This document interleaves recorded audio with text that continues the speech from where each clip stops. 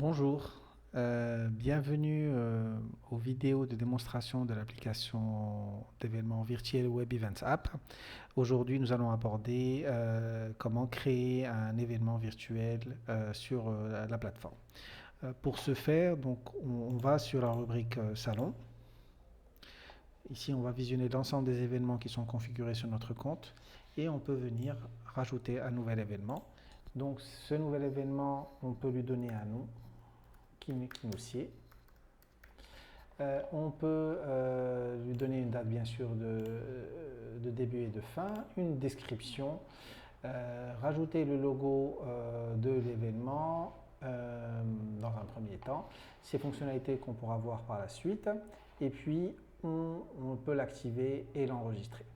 Dès que cette procédure est faite, l'événement va être disponible ici dans la liste et on va pouvoir personnaliser un peu plus l'événement. Ici, en fait, vont apparaître des fonctionnalités de personnalisation. Bien sûr, on peut activer ou désactiver un salon. On peut valider le principe d'inscription. Est-ce que l'inscription et la connexion sont automatiques ou est-ce que l'organisateur doit valider les inscrits avant de les autoriser à accéder à la plateforme? On peut également décider est-ce que la connexion se fait uniquement avec l'email ou avec un email plus un mot de passe. On peut décider si l'ensemble de la plateforme est sujet à une authentification, donc un accès par login mot de passe, ou uniquement certaines parties indispensables, notamment tout ce qui est interaction. Nous pouvons également désactiver l'inscription sur la plateforme si on souhaite qu'il n'y ait pas d'inscription en ligne, mais que ce soit nous qui invitions les personnes sur la plateforme.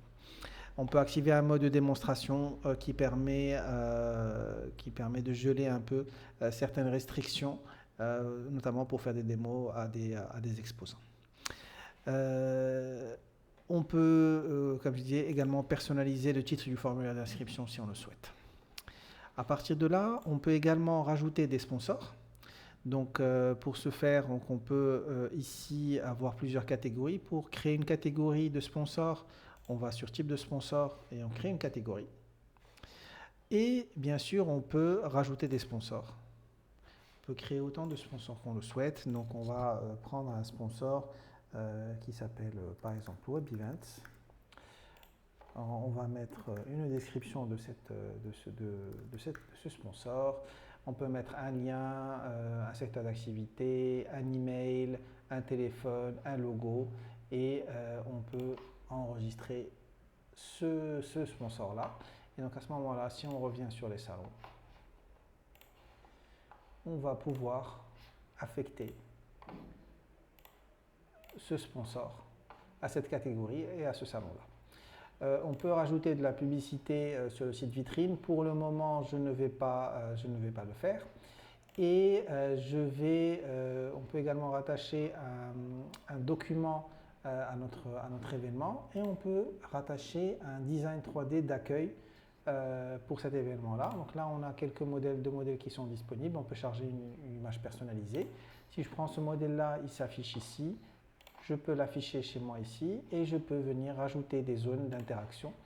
Donc je peux venir dire que par exemple j'ai un bouton qui me permet d'accéder au hall de conférence et un autre qui va me permettre d'accéder au hall d'exposants.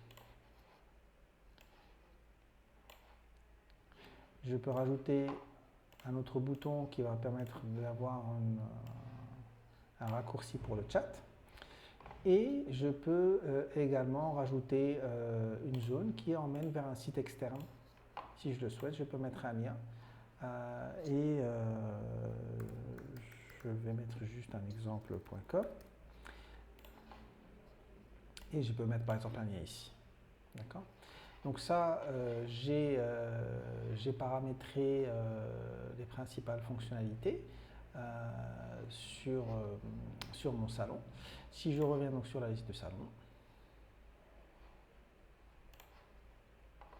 je peux maintenant visiter mon événement et je vois que